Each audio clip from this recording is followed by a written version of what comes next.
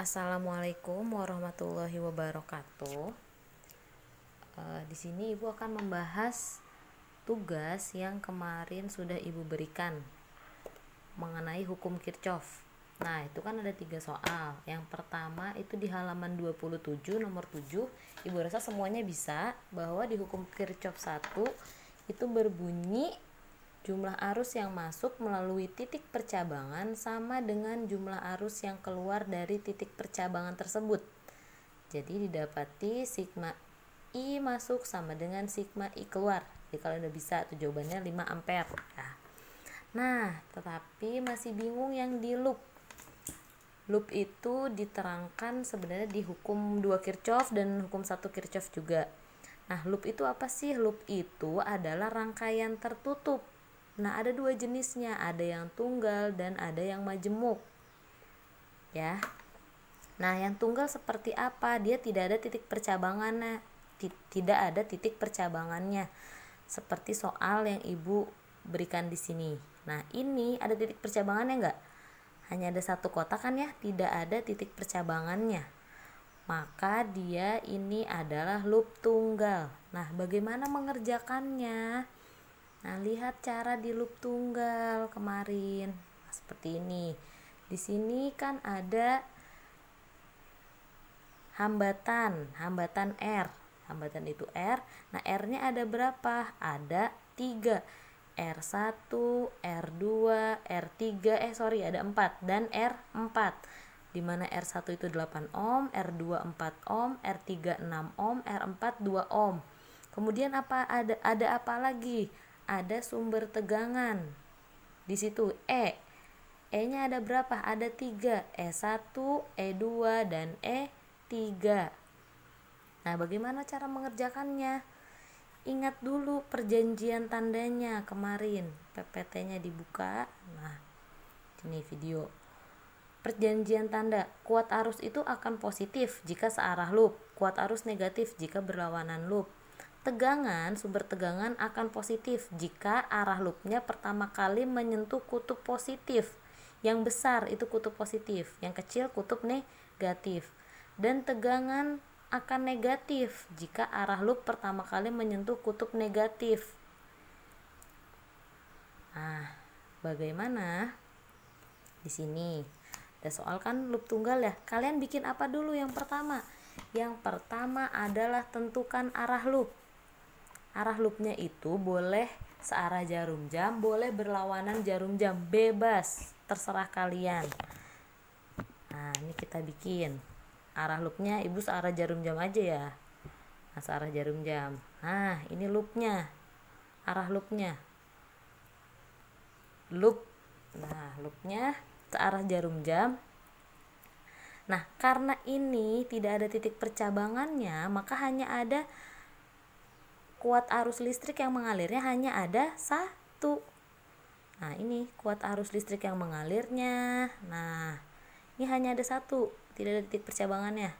Yang melalui R1, yang melalui hambatan yang keempat, hambatan ketiga, hambatan kedua itu sama kuat arusnya, hanya ada 1, I. Nah, karena ini loop tunggal, arusnya kita samakan saja dengan arah loopnya. Paham ya? Nanti mengenai arusnya benar atau tidak, arah arusnya itu kalau dia positif berarti yang penentuan kita ini benar. Ini misalkan nanti positif hasilnya 1,5 ampere, berarti arah arusnya benar yang sudah Ibu tentukan. Tapi kalau misalkan nanti negatif 1,5, tetap arusnya itu 1,5 ampere, berarti arahnya salah. Yang tadinya Ibu bikin searah jarum jam, karena dia negatif berarti harusnya dia berlawanan dengan jarum jam. Nah, berarti seharusnya misalkan dia negatif, tadinya kan kita buat searah jarum jam, loopnya. Ini loop dulu pertama. Habis itu arusnya juga tentukannya terserah kalian. Kalau loopnya kalian searah jarum jam, arusnya mau berlawan dengan jarum jam juga boleh. Nah, cuman lebih enak disamakan saja dengan arah loopnya. Nah, nanti kalau misalkan tandanya, kan awalnya kita menentukan searah jarum jam. Kalau dia positif berarti benar arah arus kita. Tapi kalau misalkan tandanya negatif, hasilnya negatif, berarti salah. Arus kita itu seharusnya bukan searah jarum jam.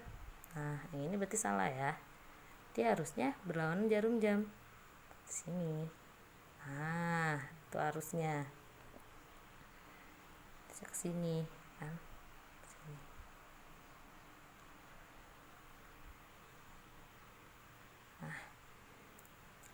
Nah, pertama kita tentukan arah loopnya. Ini searah jarum jam aja. Nah, searah jarum jam. Loopnya, ini loopnya yang di dalam. Nah, terus arusnya, arah arusnya samain juga. Ini arah arusnya, I-nya. Nah, ini tidak titik percabangan, berarti kuat arusnya hanya ada satu. Nah, yang ditanyakan apa? Yang ditanya berapakah kuat arus yang mengalir, berarti berapa kuat arusnya, yang ditanya adalah I-nya. Nah, lanjut. Nah, berarti kalau ibu gambarkan seperti ini ya. Nah, loopnya disamakan dengan arah arusnya. Selanjutnya apa? Ingat bunyi dari hukum Kirchhoff 2, bahwa jumlah aljabar tegangan sama dengan 0. Sama dengan 0. Tegangan apa saja? Itu tegangan pada sumber tegangan, bisa juga tegangan pada beban. Nah, di sini kan hanya ada tegangan pada sumber tegangan kan, itu E1, E2 dan E3. Nah, kalian sudah menentukan tadi arah loopnya searah jarum jam. Arusnya juga kita samakan searah jarum jam, ya. Nah, gimana? Sigma E ditambah sigma IR sama dengan 0. Itu kan rumus utamanya dari hukum Kirchhoff 2 ini. Nah, setelah itu apa? Ingat tadi perjanjian tanda. Kalau si arah loopnya itu mengenai tanda yang kecil, berarti dia negatif. Ini kan pertama kita cari dulu yang sumber tegangan. Nah, ini kan muter nih. Nah, searah jarum jam. Nah, di E1 dulu ya. Nah, di E1 pertama mengenai yang kecil. Berarti apa? Negatif E1. Muter lagi.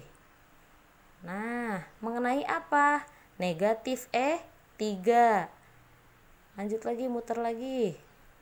Nah, di E2 mengenai yang besar terlebih dahulu kan? Berarti positif E2. Boleh kalian nulis negatif E1, negatif E3 ditambah E2, boleh. Nah, sudah yang sumber tegangan. Sekarang apa? Yang arusnya.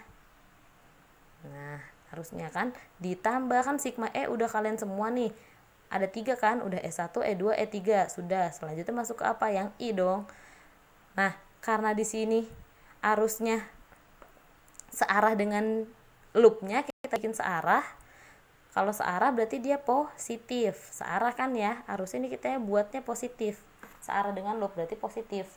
Positif I. Nah, dalam kurung I-nya arusnya itu melalui R1, R2, R3, dan R4. Tinggal dijumlahkan.